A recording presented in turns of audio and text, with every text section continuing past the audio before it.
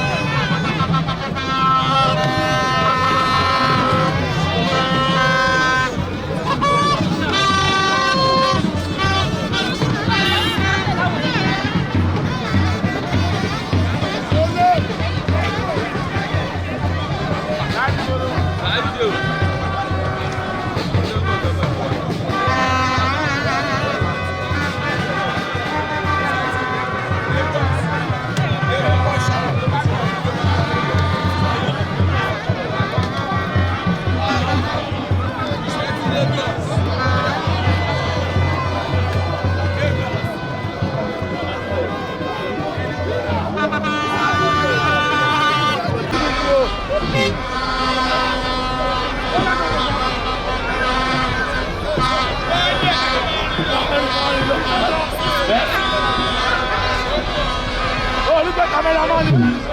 Yeah, just to know. Oh, look at my video.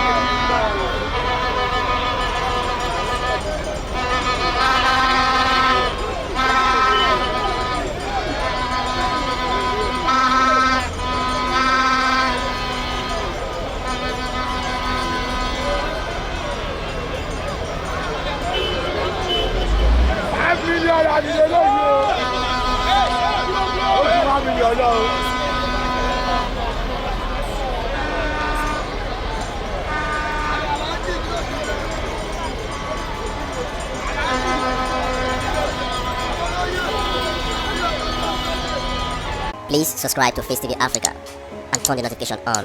Face TV Africa, ẹ jọ̀ọ́ subscribe, hete. Face TV Muswobi.